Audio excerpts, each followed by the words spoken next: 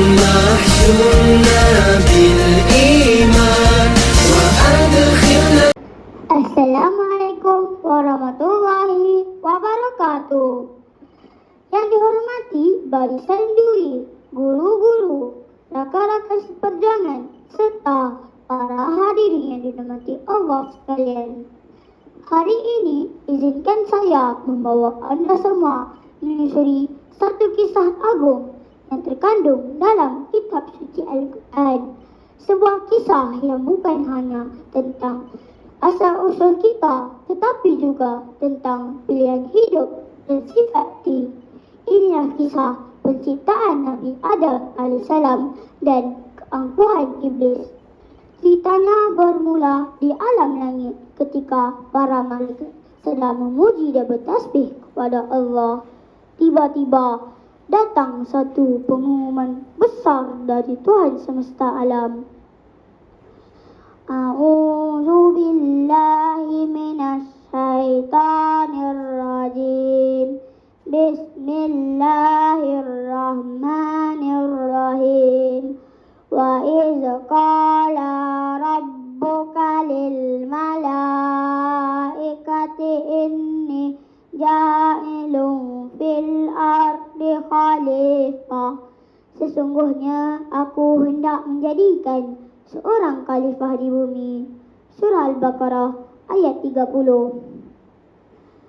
Para malaikat bertanya dengan penuh adab dan sopan, "Ya Allah, adakah Engkau akan menciptakan makhluk yang akan membuat kerosakan dan menumpahkan darah, sedangkan kami sentiasa memuji-Mu dan mencikan nama-Mu?"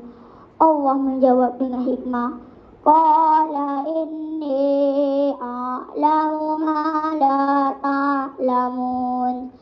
Sesungguhnya aku lebih mengetahui dari apa yang kamu tidak ketahui. Maka dengan itu Allah menciptakan seorang insan daripada tanah liat yang kering dan dibentuk dengan sempurna. Kemudian Allah meniupkan roh ke dalamnya, lalu berdirilah seorang insan yang mulia, Nabi Adam AS. Tidak cukup dengan ciptaan itu, Allah mengajarkan kepada Adam nama-nama segala sesuatu. Adam dicipta sedari tanah, Hawa pula dari tulang rusuknya, ditiupkan ruh supaya sempurna. Itulah asal kejadian manusia. Hadirin yang saya kasih, saat itu Allah memerintahkan kepada semua malaikat untuk sujud kepada Adam sebagai tanda penghormatan, bukan penyembahan. Maka semuanya sujud kecuali satu makhluk, iblis. Makhluk yang dahulu taat beribadah, namun hatinya dibakar api kesombongan. Allah bertanya, "Mengapakah engkau tidak sujud ketika aku perintahkan?" Iblis menjawab, "Aku lebih baik daripadanya. Engkau ciptakan aku dari api dan dia dari tanah. Lihatlah, kerana merasa dirinya lebih hebat, iblis ingkar dan angkuh. Maka Allah murka dan mengusirnya dari syurga." Iblis tidak insaf, malah berjanji, "Aku akan menyesatkan anak cucu Adam sehingga hari kiamat."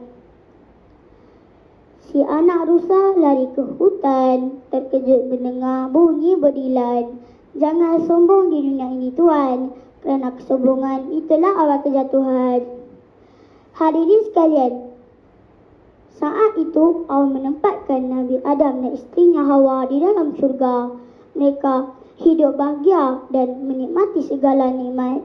Namun diberi satu larangan, "Wahai Adam, tinggal engkau dan isterimu di dalam syurga dan makanlah apa sahaja yang kamu suka. Tetapi jangan dekati pohon ini. Jika kamu dekati, kamu termasuk golongan yang zalim." Surah Al-Baqarah ayat 35. Namun iblis datang dengan bisikan licik. Ia memperdaya Adam dan Hawa dengan janji palsu. Akhirnya mereka tergoda dan melanggar perintah Allah. Akibatnya pakaian syurga mereka hilang dan mereka dihantar ke bumi, tempat ujian, tempat tanggungjawab. Hadirin yang dirahmati Allah, kisah ini mengajar kita banyak perkara. Iblis tidak jatuh kerana tidak beribadah, ia jatuh kerana sombong. Adam pula, walaupun tersilap, ia bertaubat. Allah menerima taubatnya. Kita hari ini juga diuji setiap hari. Mahu menjadi tak seperti Adam atau angkuh seperti iblis. Dari tanah asal kejadian kita, tiada yang lebih, tiada yang hina. Yang membezakan manusia di sisinya hanyalah takwa dan amal yang mulia. Saya akhiri dengan satu pesanan ringkas. Jangan biarkan api kesombongan membakar iman kita. Jangan biarkan bisikan iblis menutup hati kita. Sekian saja kisah saya pada hari ini. Semoga kisah ini menjadi cermin buat diri kita. Wabillahi taufiq wa hidayah. Wassalamualaikum warahmatullahi wabarakatuh. Alhamdulillah.